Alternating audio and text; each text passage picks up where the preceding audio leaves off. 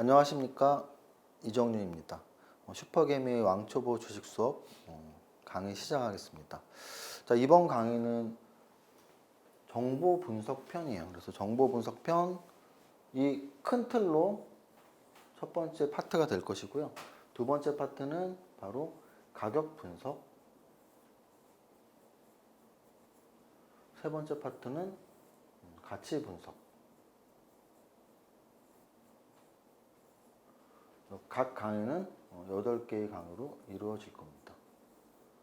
888. 제가 8자라는 숫자를 좋아하는데요.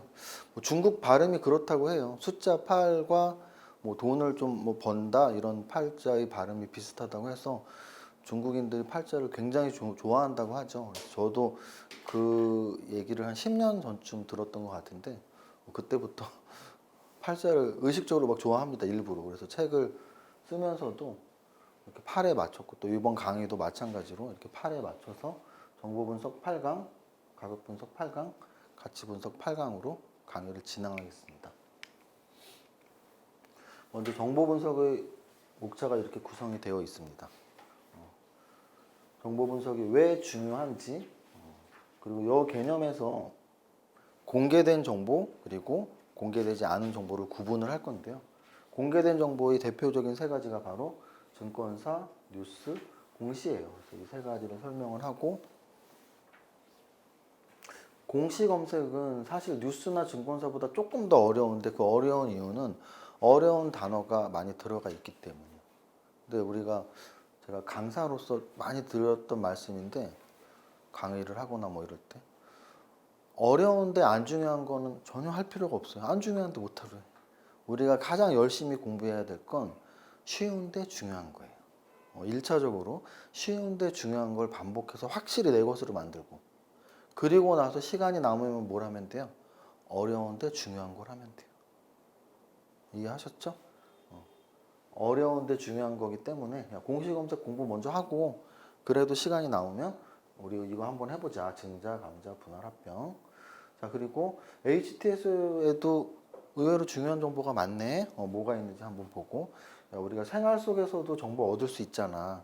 어떤 정보를 얻을 수 있는지, 어떻게 판단을 해야 되는지. 마지막으로 정보 분석에서 우리가 꽃이라고 할 수 있는 핵심적인 실전 매매라고 할 수 있는 건 테마주예요. 그 이유는 뭘까요? 테마주의 뜻 자체가 그렇거든요. 테마주의 사전에 나와 있지는 않겠죠. 이 주식 쪽이 우리끼리 하는 얘기니까. 그래서 테마주란 말이 사전에 나와 있는지는 정확히 모르겠지만 우리가 경험적으로 우리가 테마주 할 때 테마주라는 것은 어떤 하나의 정보에 비슷한 주가 움직임을 보이는 애들을 묶어서 테마를 형성했다 또는 거기에 포함된 애들을 테마주라고 부르잖아요. 그러면 하나의 정보에 의해서 똑같은 주가 움직임을 보이는 애들, 하나의 정보. 그래서 정보 매매의 핵심이 테마주인 거예요. 정보 분석을 잘하는 사람들은 결국은 테마주로 돈을 번다는 얘기죠. 그래서 정보 분석이 왜 중요한지 공부하고 어떻게 정보를 얻는지 공부하고 테마주 매매 잘하자 이런 거예요. 가치 분석은 뭐겠어요? 가치 분석을 잘 공부해서 뭘 잘하자예요? 우량주 중장기 투자자를 잘하자예요. 왜? 가치 분석으로는 삼박자의 개념을 제가 말씀드렸잖아요. 가치 분석으로는 실시간 초단위로 바뀌는 주가의 움직임을 따라잡긴 힘들어요.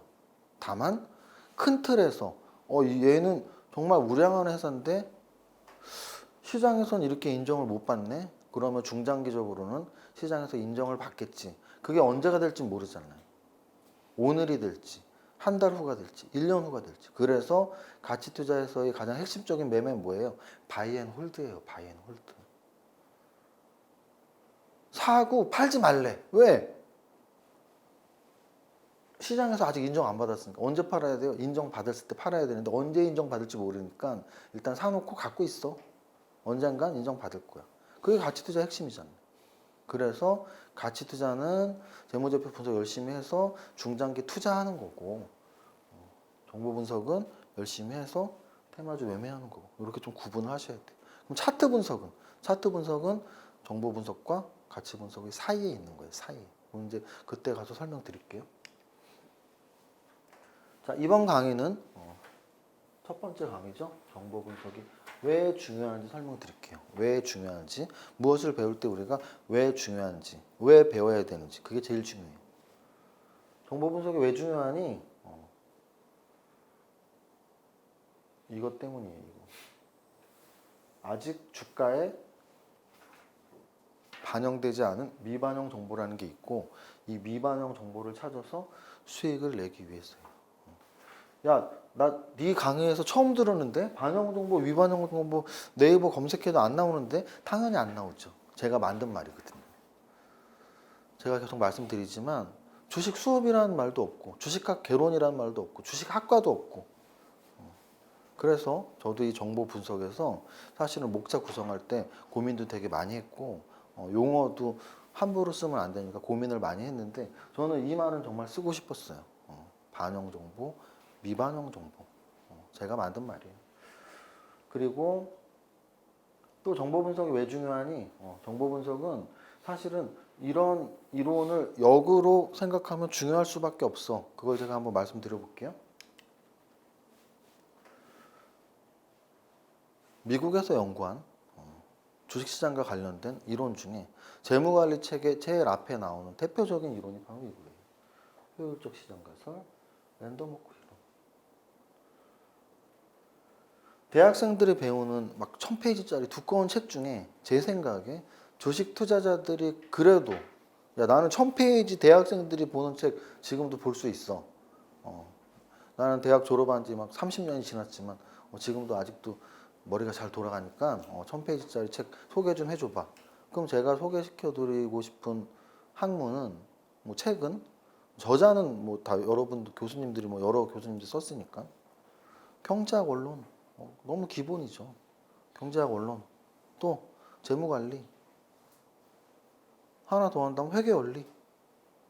이 세 권만 보면 주식 투자 쪽에서 누구랑 지식으로는 절대 안 지죠. 절대로 안 지죠. 장담합니다. 왜? 주식 투자는 학문이 아니잖아요. 주식 투자 학이 없기 때문에 주식 투자와 비슷한 학문, 가장 비슷하고, 야, 요 정도는 공부하면은 주식 투자 쪽에서 지식은 정말 꽉 차는 거야 라고 말할 수 있는 게 회계 원리, 경제학 원론, 재무 관리. 그 세 권 보면은 사실은 웬만한 이론들은 다 써 있죠. 요런 것들은 이제 경제학 원론에도 아마 살짝 들어가 있고 재무 관리는 좀 자세히 있죠. 핵심은 뭐냐면, 이것의 핵심을 한마디로 말하죠. 왜냐면 어렵죠. 뭐 약형, 중간형, 강형 설명 안 드릴게요. 왜냐면 여러분들이 공부할 때 너무 어렵게 공부하면 나중에 남는 게 없어. 그러니까 쉽게 설명을 드리면, 이 이론의 핵심은 뭐냐? 주식 하지 마요. 주식 하지 마. 주식 하지 마. 주식 하지 말라는 거예요. 무슨 말이냐면, 효율적 시장 가설은 뭐냐면, 아주 쉽게 설명드리면 시장이 너무 효율적이야. 그래서 우리가 과거에 얻은 정보 또는 현재 얻는 정보, 내부 정보, 모든 게 주가에 다 반영이 되어 있어. 그럼 우리는 어떤 정보를 가지고도 초과 이익을 얻을 수 없어요. 그게 바로 효율적 시장 가설. 얘는 정보로서 수익을 얻을 수 없다예요. 얘는 뭐냐면, 랜덤 워크라는 게 결국은 술 취한 사람이 막 이렇게 걸어다니는 거, 비틀비틀 좀 춤춘 거 아닙니다. 걸어다니는 건데, 주가의 움직임은 술 취한 사람의 걸음걸이와 같아서 예측을 할 수 없다. 그러면 얘는 뭐예요? 정보 필요 없어. 얘는 주가 예측도 필요 없어. 그 얘기는 뭐예요? 뭐 주식 하지 마요. 주식 하지 마. 뭐 가치 분석은 되지 않아? 안 돼. 왜? 효율적 시장 가설이 기본 전제가 그거라니까요. 과거의 정보, 현재의 정보, 내부 정보, 모든 정보. 가치 분석도 결국 재무제표라는 건데 그건 여기 있는 정보에 다 포함되어 있는 거예요. 그러면 하지 말래. 이거의 결론은 뭔지 아세요? 그래서 인덱스 펀드를 해요. 그래서 인덱스 펀드를 해. 누가 만든 거예요? 미국 교수님들이 만들었죠. 교수님들이 일반인들한테, 야, 너네 주식 투자 하지 마. 어려운 거야.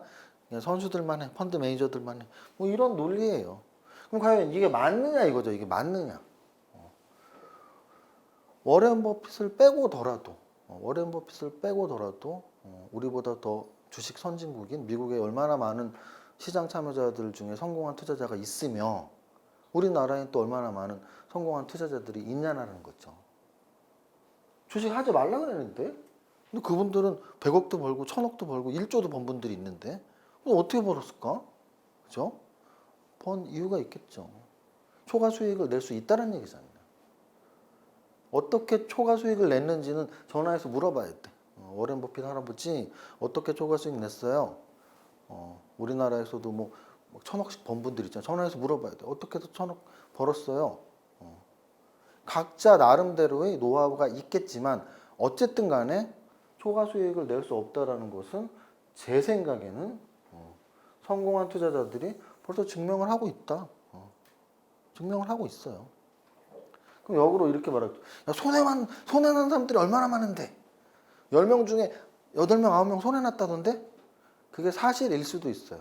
근데 저는 10명 중에 8명, 9명이라고 생각하지는 않아요. 어차피 이익 날 확률, 손해 날 확률은 반반이에요. 반반인데 잘 생각해 보세요. 왜 이익 난 사람들이 더 많을까요? 손해 난 사람들은 시장에서 아웃되잖아. 아웃. 성공한 사람들은 계속 남아있잖아요. 제가 20년 주식장에 남아있었잖아요. 그러면 제가 20년 동안 반반은 성공하고 아웃돼. 근데 그걸 한 달로만 쳐봐. 그럼 제가 20년 동안 성공한 동안 한 달씩 실패하는 사람들을 몇 명을 만들어낸 거예요. 1년에 12년, 12명, 20년 동안 240명을 만들어냈어. 실패한 투자자 240명을 저 혼자 만들어낸 거예요. 한 달 기준으로 친다면. 실패가 한 달의 손실이라고 친다면. 만약에 1년을 실패한 투자자와 성공한 투자자 나누는 기준으로 본다면 제가 20명의 실패자를 만들어낸 거예요. 왜? 반반이잖아요. 주식시장은 오르는 거 반, 내리는 거 반. 이익 나는 거 반, 떨어진 손해 나는 거 반. 그런데 성공한 투자자는 절대 시장에서 나가지 않아요. 왜 나가? 미쳤어요. 나가게 돈 벌고 있는데? 실패한 사람만 나가잖아요. 1년에 100명이 나가. 그 100명 나간 사람의 돈을 한 명이 번 거잖아요. 그러니까 100명 중에 한 명이 벌었다는 얘기가 나오고 그게 어느 정도 사실일 수도 있죠. 우리는 어떻게 하면 돼요? 살아남아 있어야죠. 살아남아 있으면 돼요. 그러면 내가 100명의 돈을 갖게 가게 되는 거예요. 어떻게 살아남을 수 있어요? 공부하면 되죠. 공부하면 돼요. 성공한 투자자들 증명하고 있으니까 믿고 공부하면 돼요. 자, 공개 정보와 미공개 정보에 대한 이야기를 하겠습니다. 여러분들이 여기서 이제 오해하시면 안 되는 게 이게 이제 공개 강의고 이게 다 나중에 야, 저 이상한 거 가르쳤어 이러면 안 되니까 제가 정확히 말씀드릴게요. 이 미공개 정보라는 말은 사실은 법에 약간 있어요. 내부자에 의한 미공개 정보를 이용하면 불법이다. 이런 게 있어요. 근데 제가 말하는 미공개 정보는 그런 내부자 정보의 미공개 정보가 아니고 여기 써 있지만 찌라시, 주식 카페, 블로그, 종목 토론방, 주식 스터디, 뭐 지인끼리 막 얘기하는 거 이런 걸 얘기하는 거예요. 이런 거. 그래서 이런 내용들이 미공개 정보고 그러면 야 니네끼리 아는 정보 그 미공개 정보 말고 모두가 아는 정보는 바로 공개 정보인 거예요. 제 기준에 야 이런 구분 누가 했어? 제가 했다고요. 반영 정보, 미반영 정보도 제 맘대로 한 거고 공개 정보, 미공개 정보도 제 맘대로 했어요. 제 맘대로. 왜? 이렇게 정보에 대해서 학문처럼 목차를 나누고 강의를 하는 사람 한 명도 없어요. 그러니까 제가 처음 시도를 하는 거기 때문에 제가 정한 거예요. 공개 정보는 모두가 아는 정보. 모두가 알려면 어떻게 해야 돼요? 전자공 시스템에 나오든지 또는 신문이나 방송에서 기자들이 쓰든지 또는 증권사에 나오든지 이 정도는 돼야지 공신력이 있고 요즘 아무리 가짜뉴스가 판친다고 해도 얘는 가짜뉴스일 수가 없어요. 얘는 바로 처벌받아. 공시 잘못내면 처벌받아. 아니면 정정공시 내야 돼. 얘는 증권사 리포트에서 가짜뉴스를 낸다고요? 그러면 그 애널리스트는 징계 먹고 쫓겨나겠죠. 회사에서. 그잖아요. 기자들이 뭐 오타나 아니면 미확인된 거를 잘못 내고 나중에 수정할 수는 있지만 무슨 내부자 정보를 내거나 아니면 뭐 가짜 찌라시 정보를 막 기사에 또 올릴 수는 없잖아요. 그래서 그래도 공개된 정보 중에 신뢰성이 있는 정보는 공시, 언론사 뉴스, 증권사 리포트 그리고 이것들이 아닌 정보들은 제 기준엔 다 미공개 정보라고 말씀을 드리는 거예요. 자, 그럼 이 두 개 중에 뭐가 더 중요한지를 봐야 돼요. 공개 정보는 모두가 다 알잖아요. 리스크가 별로 없죠. 다 믿을 수 있으니까. 다만 모두가 아니까 뭐 대박도 안 나겠죠. 그죠? 모두가 아니까. 근데 이따가 보면 공개 정보 중에 아직 주가에 반영이 안 된 공개 정보는 의외의 대박이 날 수도 있어요. 우리가 노려야 되는 건 그 부분인데 조금 이따가 설명드리고, 어쨌든 공개 정보는 안정적이다. 미공개 정보에 비해서. 그리고 이따가 반영과 미반영을 설명드릴 건데, 여기 아직 설명 안 된 미반영 정보라는 말은 설명 아직 안 했으니까 주가에 미반영된 공개 정보라는 표현을 썼어요. 그래서 공개는 됐는데 아직 주가에 반영이 안 된 그 정보는 리스크는 낮죠. 왜? 신뢰할 수 있는 정보니까. 근데 주가에 아직 반영이 안 됐어? 야, 높은 수익도 낼 수 있네. 우리가 해야 될 건 이거예요. 이거. 우리가 정보 분석에서 해야 될 건 이거예요. 믿을 수 있는 정보인데 아무리 내가 생각해도 이건 주가 무조건 올라가야 되는데 아직 안 올라갔어. 이런 걸 찾아내야 돼요. 자, 얘는 우리끼리 막 떠들어. 야, 너 이거 너만 알아, 너만 알아. 막 자기들끼리 떠들어. 그러면 이거는 하이 리스크죠. 왜? 사실이 아닐 수가 있잖아. 소문 앞에 뭐가 붙으면 헛소문. 뉴스 앞에 뭐가 붙어요? 가짜 뉴스. 그럼 이거는 가짜 뉴스, 헛소문이 되면 큰일 나잖아요. 그래서 리스크가 커요. 그런데 너만 알아, 너만 알아. 아직 공시도 안 났는데 너만 알아. 야, 뉴스도 안 나왔는데 너만 알아. 증권사 리포트도 아직 안 나왔는데 너만 알아, 너만 알아 했는데 그게 나중에 며칠 있다가 저게 되면 그러면 큰 수익이 날 수도 있어요. 사실로 되면. 근데 사실로 될 확률이 높지가 않아요. 제가 여태까지 20년 동안 하면서 부지 기수의 전화를 받습니다. 왜냐하면 저는 주식 투자하는 거 아니까 주변 사람들이 전화를 하죠. 야, 너만 알아. 이거 뭐 좋은 재료인데 뭐 내일 모레 신문에 나오고 내일 모레 공시가 나올 건데 한 10개 들으면 하나 나올래나? 그래서 저는 사실은 공개 정보가 훨씬 중요하다고 봐요. 왜? 이건 팩트니까. 얘는 아직은 팩트가 아니잖아요. 자, 이제 제가 만든 용어라고 말씀드렸던 반영 정보와 미반영 정보를 말씀드릴게요. 주가에 반영이 됐다면 수익 내기는 힘들어요. 그죠? 벌써 반영이 됐는데 그래도 한번 찾아봐요. 뭘 찾아봐요? 누가 샀는지. 무슨 뜻이냐면 공시가 나왔어. 증권사 리포트로 할까요? 증권사 리포트가 나왔어. 근데 리포트 나오기 전부터 일주일 동안 올랐어. 그럼 증권사 리포트의 그런 내용들이 선반영이 됐다고 볼 수도 있죠. 그러면 한번 찾아봐요. 기관이나 외국인이 샀는지. 또는 증권사 창구 분석을 통해서 그 리포트 낸 증권사가 샀는지. 뭐 이런 걸 찾아보는 거예요. 그게 선침해를 한 매집 세력이 있는지를 확인하는 방법이에요. 있으면 확실히 반영이 된 거죠. 매집 세력이 있으면 확실히 선반영이 된 거예요. 그럴 땐 어떻게 해야 돼요? 뉴스에 팔아라 생각하고 따라가면 안 되는 거예요. 그래서 막 우리 이럴 때 있잖아요. 엄청 좋은 재료가 나왔는데 그날이 꼭지야. 알고 봤더니 일주일 동안 올랐어.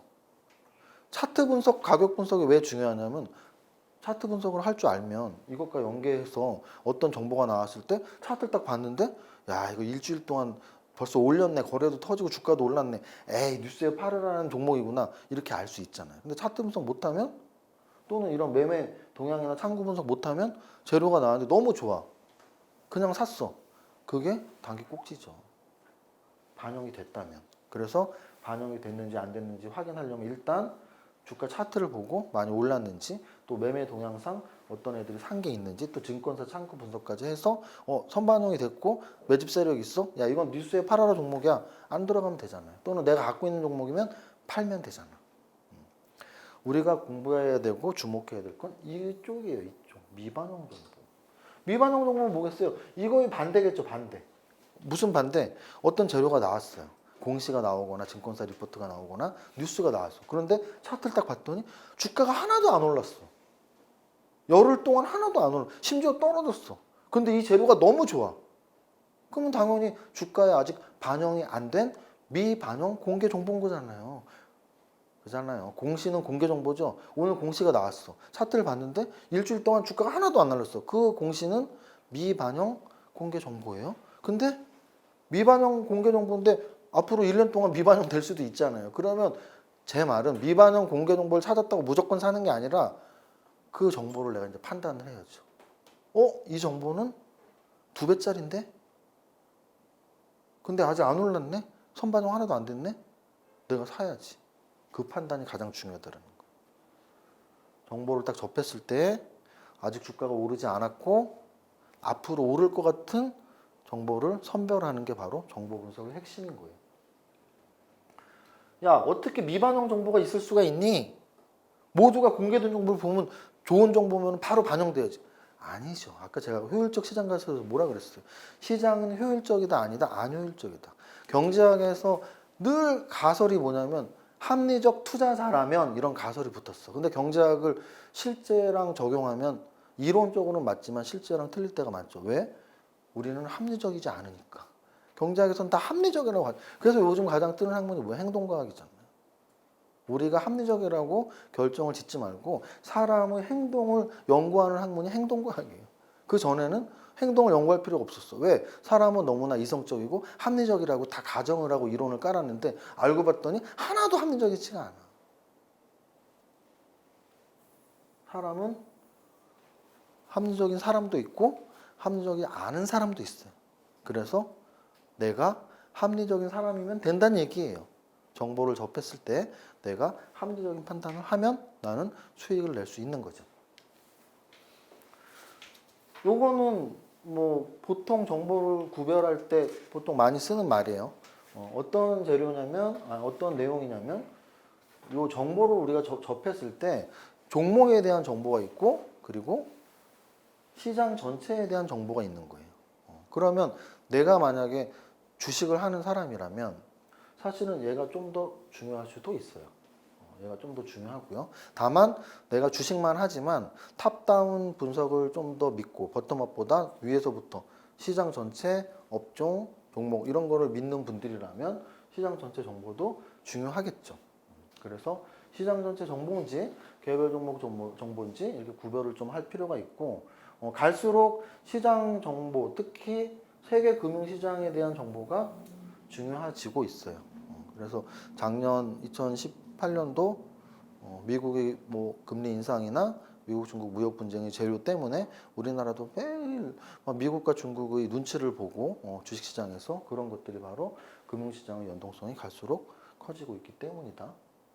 업종 같은 경우도 역시 중요해지고 있어요.